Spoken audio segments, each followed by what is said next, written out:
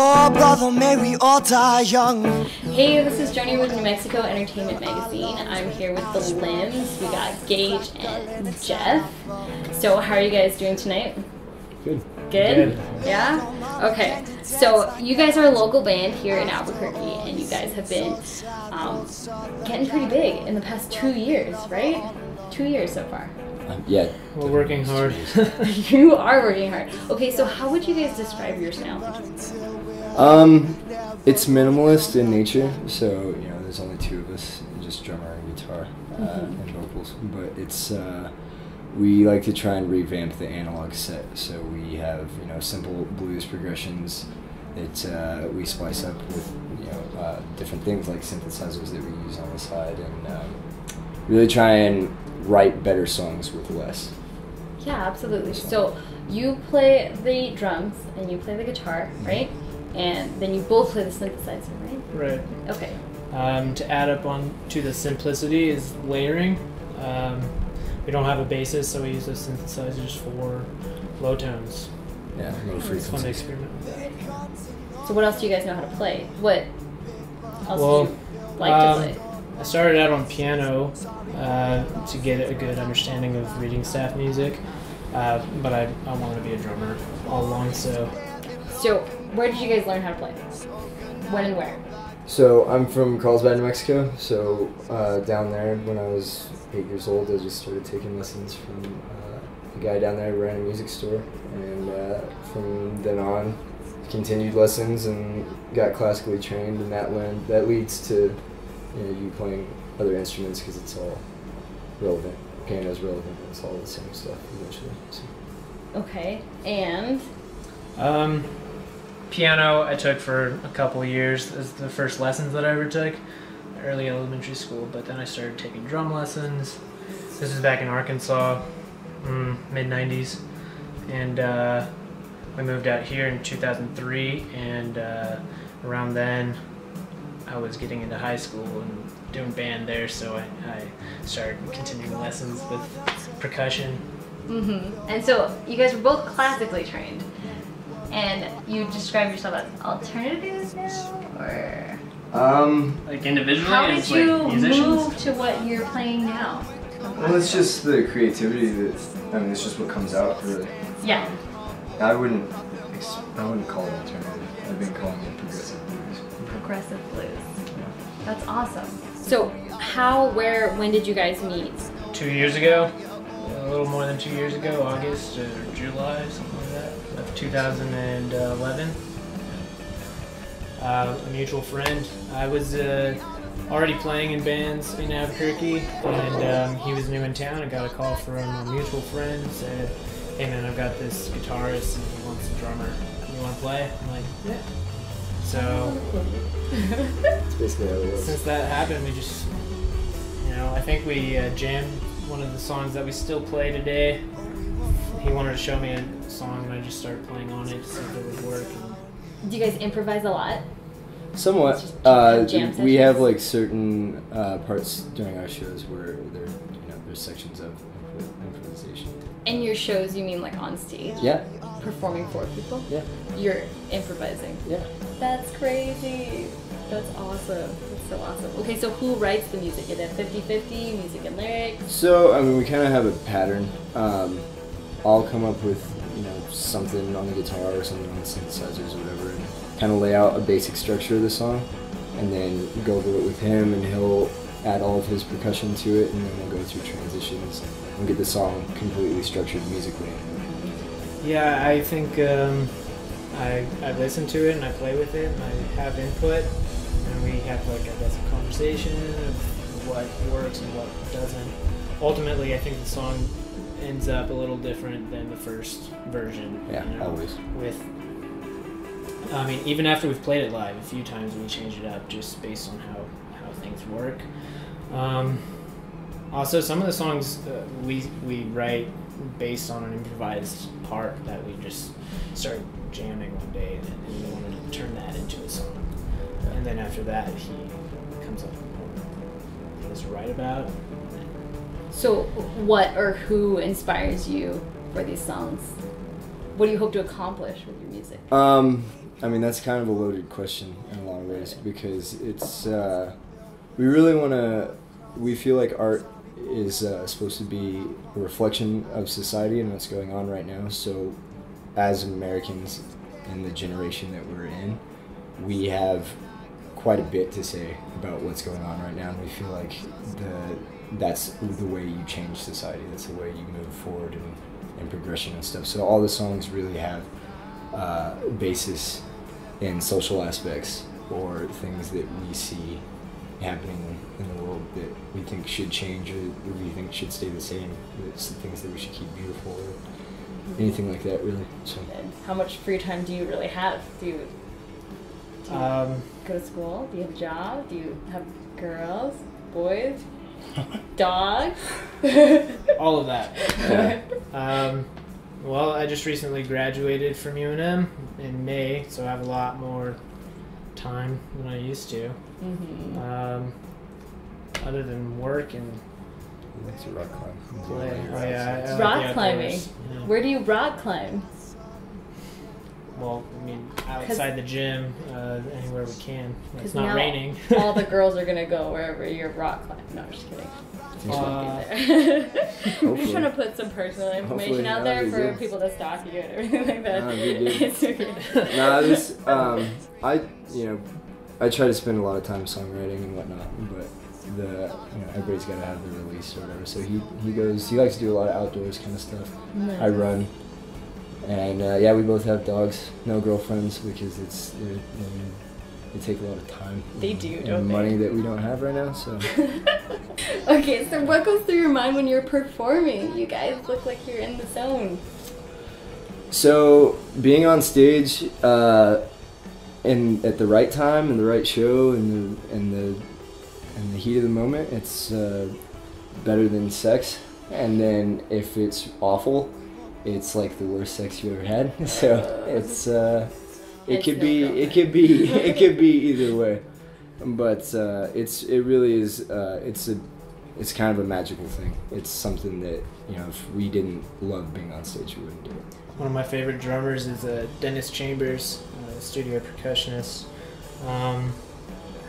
He once said that when you step up to the drum set and sit down on the throne, you just close your eyes and you put your hands down with drumsticks and you just see what happens. Nice. You don't plan it. You don't know how everything's gonna sound. You don't know what's gonna work, what's not gonna work. And I think having that mentality when we step up and start the performance, for me that's really important. It takes away from maybe the stress of performing, if there's any of that. So make it as natural and fluid as possible, and you just go up and see what happens. Yeah, losing yourself on stage is something that people always love to see too, because it's emotion that maybe they don't themselves get a chance to release, and through you being on stage they can experience that a little bit, and that's why people love to go to concerts and shows and stuff, because they get a little bit of that themselves. So. Mm-hmm. So we all know the music industry is kind of hard to get into, hard to keep up with. I mean, make a living. I know these are questions on people's minds all the time. So what keeps you guys going? What drives you? Who ignited that flame for you guys, or what? I think mostly it's just believing in something. I mean, we really believe in what we're doing, and we think it's important, and don't really plan to do anything else. So that, I think, is a driver in itself. Nobody's ever successful without going through, taking their licks or whatever, and we're taking ours right now. So hopefully in the next, year, 2, 3, I think we'll find our way. Besides giving, I think the secret to life is finding something that you're good at and becoming the best you can be at that one thing. And I like to do a lot of different things, but if I were to try and pursue everything in life and be as good as I could be at all of them, it would be, jack of all trades, master of none. That's it. That's it. That is it. I think we can't really do much for the world and change it the way we want to without becoming masters of what we do. Exactly. We, some people decide to affect the world by being a doctor, by being, whatever it is they are, because we've chosen to be musicians. So that's all it is. Mm-hmm. You chose to put your heart out on stage. Yeah. Okay. Well, you guys have a music video out. It's called The Wicker Man, right? So it's just Wicker Man. Wicker. Okay. What inspired it and what's it about? There's a few things that inspired it, I guess, from different facets of the song. Yeah, so like musically it was inspired by us trying to change up our approach a little bit, because we always like to, the Beatles wrote in every genre and they kept all their albums interesting, so we don't want to get stuck boring the public with the same progressions and the same songs over and over again. So we were trying to come up with something new, and we came up with that. And then as far as the meaning of the song goes, I don't always like to talk about songs specifically, because I think people can get whatever they get out of the song themselves. I don't want to change that for them by saying, well, it's actually about this. It's whatever they can find in it is what I want them to feel. But like I said before, we talk about social aspects a lot, so it's really about society and those kinds of things. Mm-hmm. And so, what in particular in society do you like to talk about? Like what? Well, I mean, that song particularly is about American society and just some of the things that are going on. I mean, we had, we're kind of big business, nobody likes some of these big things that are going on as far as like fracking in the oil companies, polluting the groundwater and stuff like that. We had a petition at one of our last shows. They actually put them over 1 million signatures right before they sent them to DC to stop that kind of stuff in the area. So that's the kind of stuff that we want people to know about that's going on, because people don't always know, and then they don't always think it's important. Mm-hmm. So that's kind of our idea, is to help promote that and to show people that there's things like stop and frisk that are going on in New York City that it's a violation of civil rights, so those are the kinds of things that we want to talk about. Mm-hmm. And how do you like Albuquerque for this particular type of music and goal? And I think it's a good place to be. It's not too big, it's not too small. A friend of mine once said that the weird thing about Albuquerque compared to a larger market is that you can play 2 shows in Albuquerque night after night, and in 2 different venues, and you'll see the same crowd because they're your friends, Mm-hmm. And you go to a bigger market and you play 2 shows night after night in the same venue, and it's a completely different crowd. So where we might not necessarily have that in Albuquerque, we do have like a very close, tightly knit community, and I think that's more important. Mm-hmm. Also, Albuquerque's growing so fast right now, and who's to say which way it's growing? It could grow this way, it could grow this way. I don't know if it is the next huge music mecca of the United States. That'd be awesome. But if it is, we're right where we need to be. I think staying here is all we can do beneficial. is try and influence the people here in a positive way. And we've got a lot of awesome fans that we've already done that with, so Albuquerque's been good to us in that way. And friends that have helped you produce your music video? Yeah. So and everything else. Yeah, really, they've helped us out with all kinds of things like the artwork and whatnot. Like Doug Geist over at Santa Fe Center Studios recorded and produced that single that's in the video. And then, the guy who's finishing up our EP right now, his name is John Wall. And then Shiva Coffees.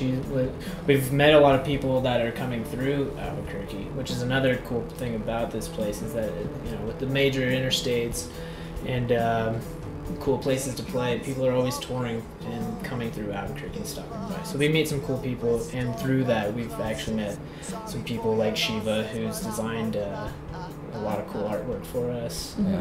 Topher Flowers has designed some stuff for us. The tree that's on our shirts and website. Yeah, and on our single cover. And then Chad Vaughn did our video, and that was a learning experience. That was for everybody, and he did an amazing job. Cool how it turned out. So the EP is called Casa de Amor. And then it's our CD release date is November 8th, and we are actually having a CD release party at Sister. So we're gonna have to look out for it on Facebook, Twitter. Yeah. Your website, www.thelimbs.com, right? Mm-hmm. Okay. And so, what inspired that CD? Like, what is there a theme? The House of Love. Yeah, the house we're in actually is the theme. That's why we did it here. Well, it's part of the reason why we did it. The video here, and then we wrote a lot of the songs here. So this house actually has before we moved in, it had a reputation of being like this big party house. Soccer players. We completely ruined that. Yeah, we did kind of destroy that reputation, but It it was was. boring house. But it was called. It was known as the House of Love. Nice. So we figured for our first collective. And yet, no girlfriend. What? No, I mean That there's brings girls. back. I mean there's girls around. There's just not. There's just nobody. It's like Music lots and of the art. girls. Yeah. So it's nice to talk to you guys. Thanks so Meet much. you. Thank you.